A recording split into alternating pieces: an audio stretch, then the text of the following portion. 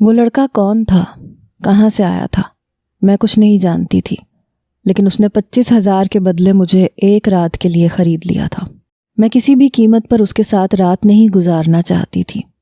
میں ایک با کردار لڑکی تھی، لیکن حالات ایسے تھے کہ میرے پاس انکار کرنے کے باوجود بھی انکار کرنے کا کوئی حق نہیں تھا۔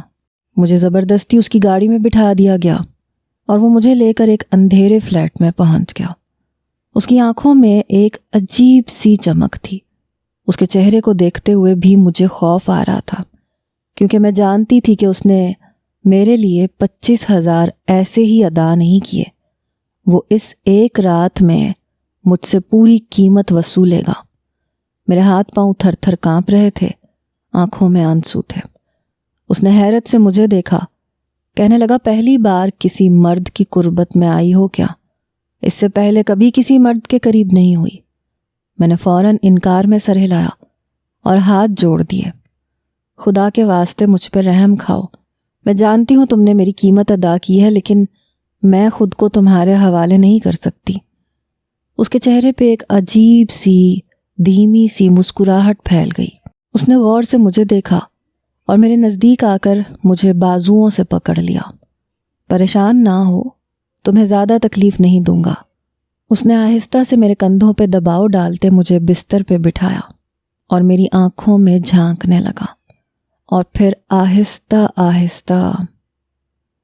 میں اپنی قسمت کے معاملے میں بڑی بد نصیب ٹھہری تھی۔ دیکھنے میں میں بہت خوبصورت اور خوش شکل تھی۔ جو میری طرف نظر اٹھا کر دیکھتا وہ پلکیں جھپکنا بھول جاتا۔ میرا حسن میرے پورے خاندان سے ہٹ کر میرے علاقے میں بھی مشہور تھا۔ ہر کوئی کہتا تھا کہ چاندنی اپنے نام کی طرح دمکتی ہے۔ میں 7 سال کی ہوئی تو میری ماں کے دل میں یہ ارمان جاگا کہ میں حافظ قرآن بن جاؤں۔ میری ماں خود بھی ایک قاریہ تھیں، بہت اچھی تلاوت کرتی تھیں، اس لیے میری ماں نے مجھے نیک راستے پہ لگایا اور میں مدرسے میں جانے لگی۔ مدرسے میں قاری صاحب بھی مجھ سے بہت محبت کرتے تھے۔ جیسے جیسے میں بڑی ہونے لگی ویسے ویسے وہ میری پڑھائی پر اور بھی توجہ دینے لگے۔ میں ان لوگوں میں سے تھی جو خوبصورت ہونے کے ساتھ ساتھ بہت ذہین اور عقل مند بھی ہوتے ہیں۔ میں نے بہت کم عرصے میں اپنا حفظ مکمل کیا تھا اور مجھے یہ سعادت نصیب ہوئی کہ میں حافظ قرآن بن گئی۔ میرے ماں باپ نے متوسط گھرانے کا ہونے کے باوجود ایک بہت بڑی تقریب رکھی۔ سارے رشتہ داروں کو بلا کر مجھے پھول پہنائے گئے۔ اس دن میں نے گلابی رنگ کا جوڑا پہنا تھا اور میں چاندنی کی طرح سے دمک رہی تھی۔ جبھی میرے ابا کے ایک دوست نے میرے گلے میں ہار ڈالتے ہوئے تصویر کھنچوانے کے بہانے مجھے اپنے قریب کیا اور میرے بازو پہ ہاتھ رکھ دیا۔ اس وقت میں 10 سال کی تھی۔ میں نے 3 سال میں اپنا حفظ مکمل کیا تھا، اور 10 سال کی عمر میں ایک لڑکی کو گڈ ٹچ اور بیڈ ٹچ کے بارے میں علم ہوتا ہے۔ اس لیے نہ جانے کیوں جب ابا کے دوست نے اس طرح سے مجھے اپنے قریب کیا تو میرے دل میں گھبراہٹ سی ہونے لگی۔ ان کے چھونے کا انداز بہت مختلف تھا۔ تصویر تو میں نے مسکرا کے کھنچوا دی تھی، لیکن اگلے ہی لمحے میں ان سے تھوڑی دور ہو گئی تھی۔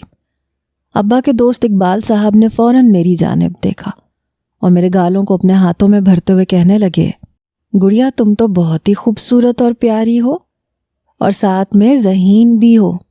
شاہد کی تو قسمت ہی اچھی جو بیوی کے ساتھ ساتھ اسے بیٹی بھی حسین ملی ہے۔ یہ کہتے ہوئے اقبال صاحب نے میری ماں کی جانب دیکھا تھا، اور ان کی نظروں میں جو عجیب سی چمک آئی تھی وہ دیکھ کر میرے رونگٹے کھڑے ہو گئے تھے۔ وہ بغور میری ماں کو دیکھ رہے تھے جو مہمانوں کے ساتھ ملنے جلنے میں مصروف تھیں۔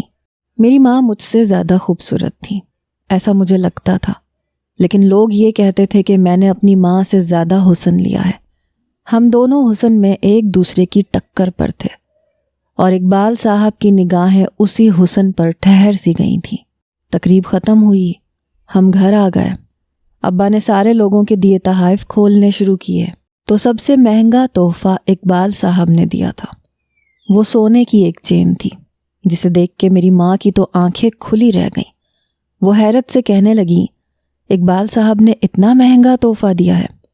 ابا ہنس کے کہنے لگے، میرا جگری دوست ہے، میری چاندنی اس کے لیے بیٹی جیسی ہی ہے، تو پھر کیوں نہ دیتا اتنا قیمتی تحفہ؟ لیکن کچھ بھی کہو، اس کی قیمت میری بیٹی کے حسن کے آگے کچھ بھی نہیں ہے۔ ابا کو میری خوبصورتی پہ بڑا ہی ناز تھا۔ ابا محبت پاش نظروں سے مجھے دیکھ رہے تھے اور میں ہاتھ میں لیے سونے کی چین کو گھور رہی تھی، اور پھر میں نے اسے پہنے بغیر ہی اماں کے حوالے کر دیا۔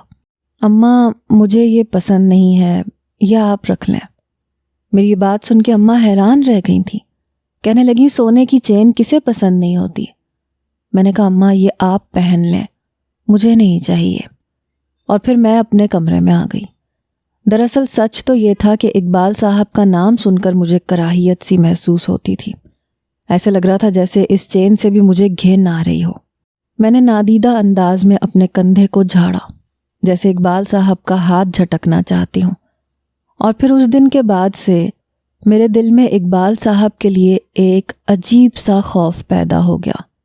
اقبال صاحب اکثر ہی ہمارے گھر آتے تھے اور میں خود انہیں پانی وغیرہ پیش کرتی تھی، لیکن اس دن کے بعد سے میں ان سے کترانے لگی۔ 2 دن گزرے تھے کہ وہ پھر ہمارے گھر چلے آئے۔ اماں کہنے لگی چاندنی تیرے ابا تو بازار تک گئے ہیں، تو اقبال صاحب کو پانی پلا، میں چائے چڑھاتی ہوں۔ نہ چاہتے ہوئے بھی میں پانی کا گلاس اور بوتل لیے ڈرائنگ روم میں پہنچ گئی۔ اقبال صاحب نے مجھے دیکھتے ہی میرا ہاتھ پکڑا اور اپنی گود میں کھینچ کے بٹھا لیا اور کس کے کمر سے پکڑ لیا۔ محبت سے، پیار سے بات کرنے کے بہانے وہ میری گردن کو چومنے لگے۔ ایک دم ہی مجھے عجیب سا احساس ہوا۔ میں نے فوراً ان سے دور ہونا چاہا، لیکن وہ مجھے بہت مضبوطی سے پکڑ چکے تھے۔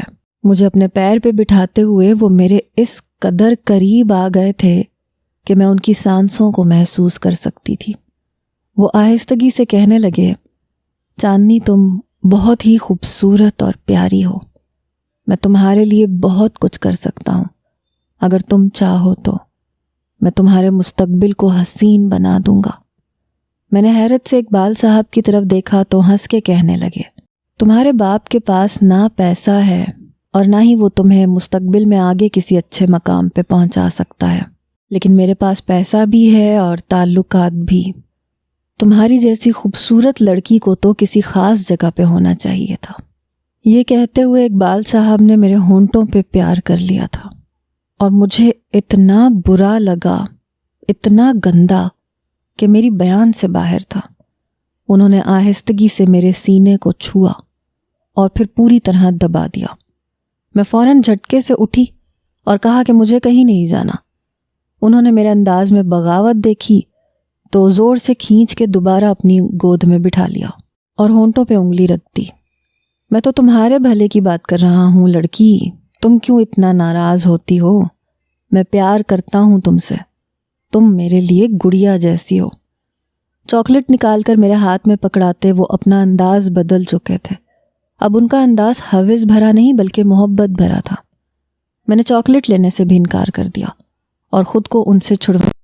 ہنستے ہوئے انہوں نے میری گردن پہ ہونٹوں سے دباؤ ڈالا اور پھر مجھے چھوڑتے ہوئے کہنے لگے، تمہارے بابا سے شکایت کرنی پڑے گی، تم میری عزت نہیں کرتی ہو۔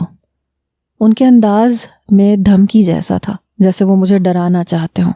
میں نے خاموشی سے انہیں دیکھا اور پھر کمرے سے باہر نکل گئی۔ میں نے سوچا کہ اماں کو اس بارے میں بتاؤں گی کہ اقبال صاحب مجھے اچھے نہیں لگتے۔ آج تو جو کچھ ہوا تھا اس کے بعد مجھے ان سے عجیب سا خوف آ رہا تھا، لیکن پھر میں یہ سوچ کے چپ ہو گئی کہ اماں اور ابا دونوں ہی اقبال صاحب کی بہت عزت کرتے تھے، کیونکہ وہ پیسے والے ہونے کے باوجود بھی نہ صرف ابا کے دوست تھے بلکہ ہمارے اچھے برے میں کام آیا کرتے تھے۔ اور یہی میری سب سے بڑی غلطی تھی کہ میں نے اقبال صاحب کی بدلتی ہوئی نیت کے بارے میں اپنی ماں کو کچھ نہیں بتایا۔ میں اقبال صاحب کے پاس سے نکل کر باہر صحن میں اوپر جاتی ہوئی سیڑھیوں پہ بیٹھ گئی۔ میرے سامنے ہی اماں چائے کی ٹرے لے کر ڈرائنگ روم میں گئیں۔ ابا تو ابھی تک بازار سے نہیں لوٹے تھے۔ نہ جانے میرے دل میں کیا سمائی، میں ڈرائنگ روم کے دروازے پہ پہنچ کے اندر جھانکنے لگی۔ میں سننا چاہتی تھی کہ اقبال صاحب کہیں میری کسی حرکت کے بارے میں اماں سے تو کچھ نہیں کہیں گے کہ میں نے کس طرح سے ان کے ساتھ بدتمیزی کی ہے، کیونکہ میں نے بہت زور سے ان کا ہاتھ جھٹکا تھا۔ لیکن اندر کے منظر نے مجھے خود حیران کر دیا۔ اماں اقبال صاحب کے برابر میں بیٹھی خود اپنے ہاتھ سے انہیں چائے پیش کر رہی تھی، اور اقبال صاحب اماں کی خوبصورتی میں زمین آسمان ایک کر رہے تھے۔ اماں کے چہرے پہ جو شرماہٹ تھی وہ بھی مجھے حیران کر دینے کے لیے کافی تھی۔ کافی دیر تک میں ڈرائنگ روم کے دروازے پہ ہی کھڑی رہی اور پھر مجھے سمجھ آ گیا کہ اقبال صاحب نے میری ماں کو اپنی باتوں کے جال میں پوری طرح پھنسایا ہوا ہے۔ اگر میں اماں سے کچھ کہتی بھی تو شاید انہیں یقین نہ آتا، کیونکہ جس طرح کی تعریف وہ مجھ سے کر رہے تھے ویسی ہی وہ اماں کے ساتھ بھی کر رہے تھے۔ اور جب اماں کو اس بات کا برا نہیں لگ رہا تھا تو پھر میں اگر یہ کہتی کہ اقبال صاحب نے میری بھی ایسی ہی تعریف کی ہے تو اماں کو بھلا کیوں برا لگتا۔ میں خاموشی سے واپس سیڑھیوں پہ جا کے بیٹھ گئی۔ کافی دیر بعد ابا آئے تو اماں ڈرائنگ روم سے نکل گئیں اور پھر ابا اقبال صاحب کے ساتھ خوش گپیوں میں مصروف ہو گئے۔ وہ اقبال صاحب کے بہت شکر گزار تھے جنہوں نے بہت قیمتی تحفے سے مجھے نوازا تھا۔ ایسے ہی دن گزرنے لگے اور اکثر ہی اقبال صاحب شام کے وقت ہمارے گھر آ کر بیٹھنے لگے، جبکہ انہیں معلوم تھا کہ ابا رات گئے گھر لوٹتے تھے۔ نہ جانے وہ ڈرائنگ روم میں اماں کے ساتھ بیٹھے کیا باتیں کرتے تھے، اور اگر کبھی کبھی میں اماں کے بہت کہنے پہ ڈرائنگ روم میں چلی جاتی تو وہ پھر میرے ساتھ کوئی ایسی ویسی ہی حرکت کرتے جو مجھے بہت ناگوار گزرتی۔ ایسے ہی 2 سال گزر گئے، میں 12 سال کی ہو گئی اور اب مجھے بالکل صحیح طریقے سے سمجھ آنے لگا کہ میرے ساتھ اقبال صاحب کا رویہ کیسا ہے اور وہ جو کچھ کرتے ہیں وہ کس قدر غلط ہے۔ لیکن میں پھر بھی اتنی ہمت نہیں جتا پائی کہ اماں کو اس بارے میں کچھ بتا سکتی۔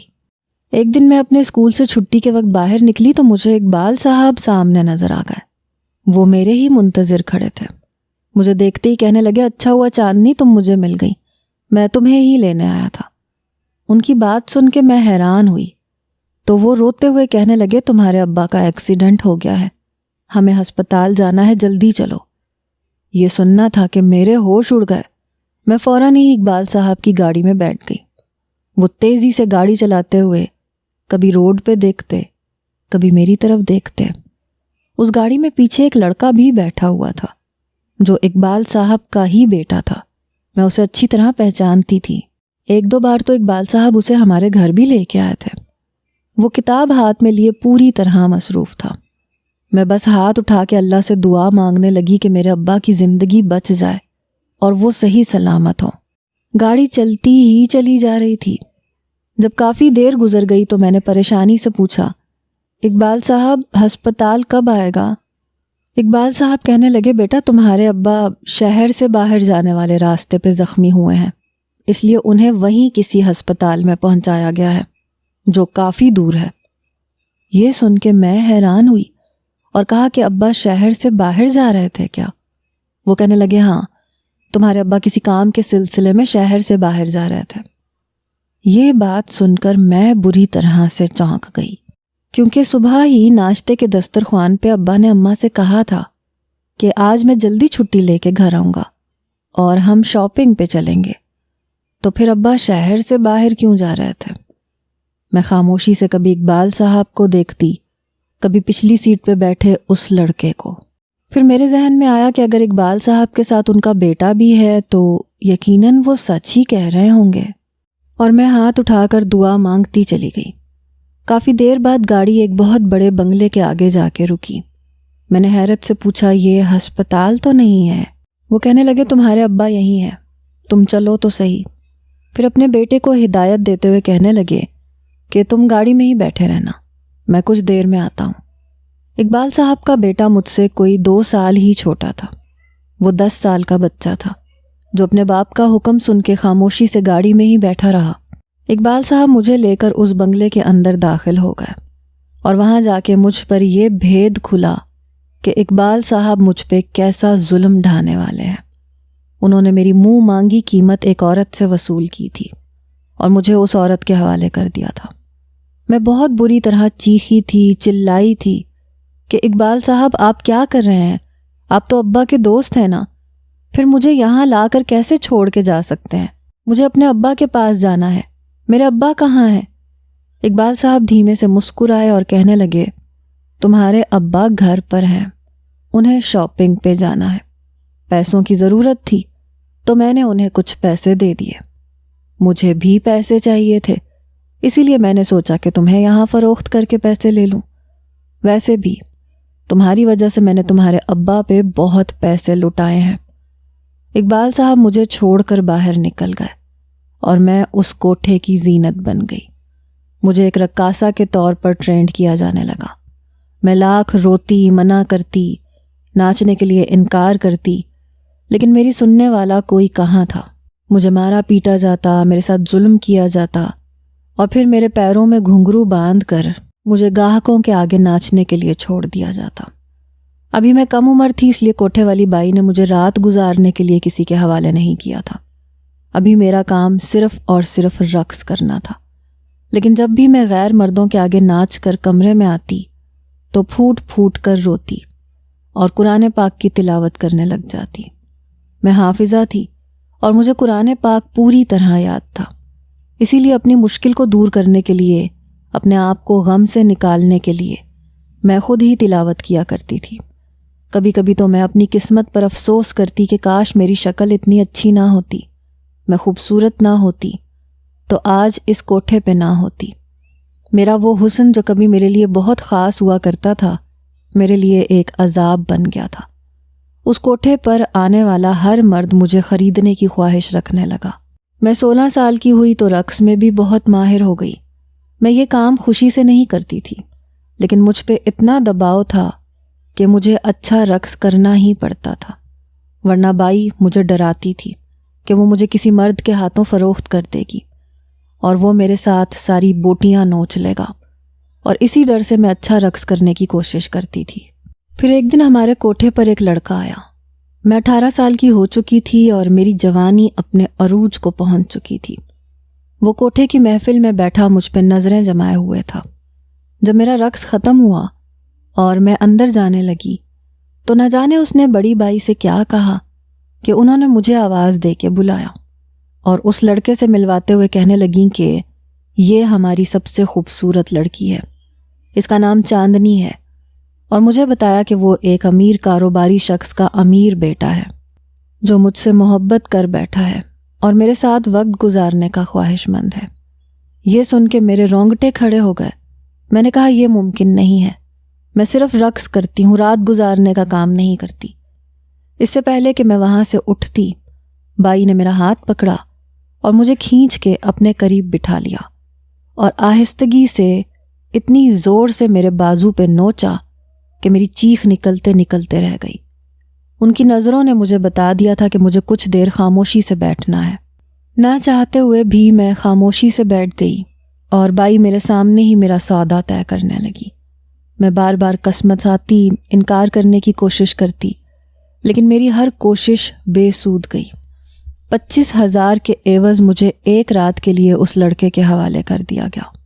اس نے مجھے اپنی گاڑی میں بٹھایا اور تیزی سے گاڑی سفر طے کرنے لگی۔ اتنے سالوں میں پہلی بار اس حویلی سے باہر نکلی تھی اور باہر کی دنیا میں سانس لے رہی تھی۔ میں بار بار اس لڑکے کو دیکھتی اور التجا کرتی کہ میں بری لڑکی نہیں ہوں، میں وہ سب کچھ نہیں کر سکتی جو وہ چاہتا ہے، مجھے معاف کر دو، مجھے جانے دو۔ میں کسی بھی طرح بس اس لڑکے سے پناہ چاہتی تھی، لیکن اس نے میری ایک نہ سنی اور وہ مجھے ایک بڑے سے فلیٹ پہ لے گیا۔ وہ سارا راستہ خاموش رہا۔ اس فلیٹ پر جاتے ہی اس نے دروازہ لاک کیا اور مجھے ایک صوفے پر لے جا کر بٹھا دیا، خود میرے سامنے ہی بیٹھ گیا۔ میں نم آنکھوں سے اس کی طرف دیکھتے ہوئے اس سے کہنے لگی کہ میں بری لڑکی نہیں ہوں، میں گندا کام نہیں کرتی، مجھے آزاد کر دو، مجھے واپس جانے دو۔ پھر میں نے اسے خود پہ گزری قیامت کے بارے میں بتایا کہ کس طرح مجھے ایک آدمی نے دھوکہ دے کر اس کوٹھے پہ پہنچایا تھا۔ میں اسے اپنے ماں باپ کے بارے میں بتانے لگی کہ میں ایک عزت دار اور شریف گھرانے سے تھی۔ وہ خاموشی سے میری ساری باتیں سنتا رہا، یہاں تک کہ 1 گھنٹہ گزر گیا۔ میری داستان ختم ہوئی اور میرے آنسو خشک ہوئے تو وہ آہستگی سے کہنے لگا کہ تم پریشان نہ ہو، میں تمہیں زیادہ تکلیف نہیں پہنچاؤں گا، بلکہ یوں سمجھ لو کہ تمہاری تکلیفوں کا مداوع کرنے کے لیے میں یہاں آیا ہوں۔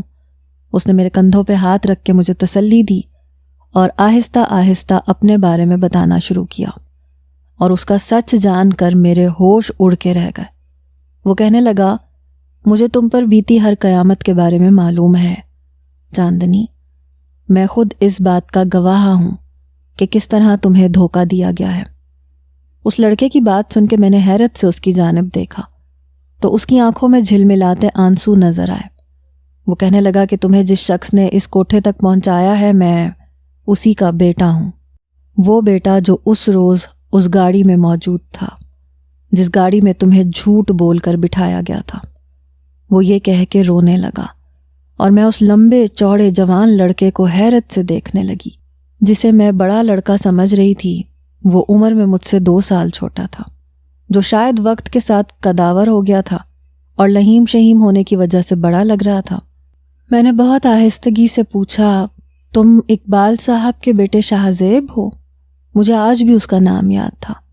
وہ فوراً سر ہلا کے کہنے لگا، ہاں چاندنی، میں وہی ہوں جو اس دن تمہیں نہ بچا سکا، اسی لیے آج کوٹھے پہ آیا ہوں تاکہ تمہیں اس دلدل سے نکال سکوں۔ میرا تمہیں واپس لے جانے کا کوئی ارادہ نہیں ہے، میں ہمیشہ کے لیے تمہیں اس گندگی سے بچانا چاہتا ہوں۔ اس کی بات سن کے میں بس حیرت سے اسے دیکھتی چلی گئی اور پھر مجھے اتنا غصہ آیا کہ میں نے اسے گریبان سے پکڑ لیا اور کہا کہ اگر تم اتنے ہی اچھے اور نیک ہو تو پھر اتنے سال کہاں تھے؟ کیوں میرے ماں باپ کو میرے بارے میں نہیں بتایا؟ کیوں مجھے اس جگہ سے پہلے نہیں نکلوایا جہاں میں ہر رات بے آبرو ہوتی رہی، غیر مردوں کے آگے رقص کرتی رہی؟ تمہارے باپ نے جو کچھ کیا میں اسے کبھی معاف نہیں کر سکتی، لیکن قصوروار تم بھی ہو۔ تمہیں میرے ماں باپ کو بتانا چاہیے تھا تاکہ وہ آ کے مجھے بچاتے۔ شاہ زیب روتے ہوئے کہنے لگا کہ یہ سب کرنے کا موقع ہی نہیں ملا۔ اس روز ابا نے آپ کو وہاں چھوڑا اور پھر جب ہم واپسی کے لیے نکلے تو ہماری گاڑی کا ایکسیڈنٹ ہو گیا۔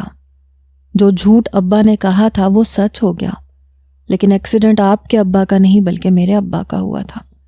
اور پھر 2-4 دن کوما میں رہنے کے بعد ابا دم توڑ گئے۔ ابا کی موت نے ہمیں پوری طرح ہلا کے رکھ دیا تھا۔ مجھے تو کچھ ہوش ہی نہیں تھا، نہ آپ کے بارے میں کچھ یاد آ رہا تھا۔ پھر کافی عرصہ ایسے ہی گزر گیا۔ میں اس وقت چھوٹا بھی تھا، شاید اس لیے سمجھ نہیں سکا کہ ابا نے آپ کے ساتھ کیا کیا ہے۔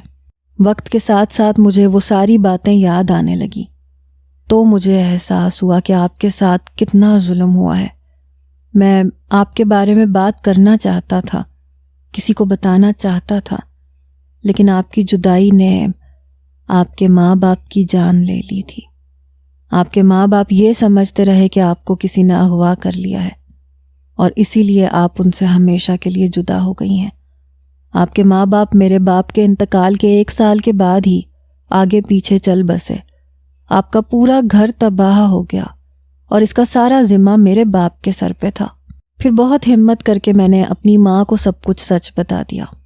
میری ماں نے مجھے بتایا کہ میرا باپ ایسا ہی بد کردار شخص تھا۔ دنیا کے سامنے وہ شریف اور نیک بنتا تھا، لیکن در حقیقت اس نے کچھ لڑکیوں کی زندگی پہلے بھی اسی طرح برباد کی تھی۔ اس وقت مجھے اپنی ماں پہ بھی بہت غصہ آیا تھا، جنہوں نے یہ سب کچھ جانتے ہوئے بھی میرے باپ کا پردہ رکھا۔ اگر وہ پہلے ہی دنیا کو اس بارے میں آگاہ کر دیتی کہ میرے باپ کا کردار کیسا ہے تو شاید کوئی بھی بیٹی والا باپ میرے باپ سے دوستی ہی نہ کرتا۔ اس دن کے بعد سے میں نے آپ کی تلاش شروع کی، لیکن میری بدقسمتی تھی کہ مجھے یہ تو معلوم تھا کہ ابا آپ کو شہر سے باہر لے کے نکلے تھے، لیکن وہ کون سا بنگلہ تھا، کون سی حویلی تھی، اس بارے میں کچھ علم نہیں تھا۔ میں نے آپ کی تلاش شروع کر دی۔ ابا کا کاروبار میں جیسے تیسے ملازموں کے ساتھ مل کے سنبھال رہا تھا، لیکن ساتھ ساتھ آپ کو بھی ڈھونڈ رہا تھا، اور آج پورے 6 مہینے بعد جا کر آپ مجھے اس کوٹھے پہ نظر آ گئی۔ آپ کی یہ خوبصورت آنکھیں میں ساری زندگی نہیں بھول پایا۔ میں نے اس دن آپ کی آنکھوں میں بہت تکلیف اور آنسو دیکھے تھے، اس لیے میں نے جب آپ کو رقص کرتے دیکھا تو فوراً پہچان لیا، اور پھر جب بائی سے آپ کا نام پوچھا تو مجھے یقین آ گیا کہ آپ وہی چاندنی ہیں جو کبھی اپنے گھر کے آنگن میں دمکتی تھیں۔ میری مجبوری تھی کہ اس کوٹھے سے نکالنے کے لیے مجھے آپ کو خریدنا پڑا، لیکن اب میں کبھی آپ کو وہاں واپس دوبارہ نہیں لے کے جاؤں گا۔ آپ کو یہاں لاتے وقت میں نے دیکھا تھا کہ ایک گارڈ ہمارے پیچھے یہاں تک آیا ہے۔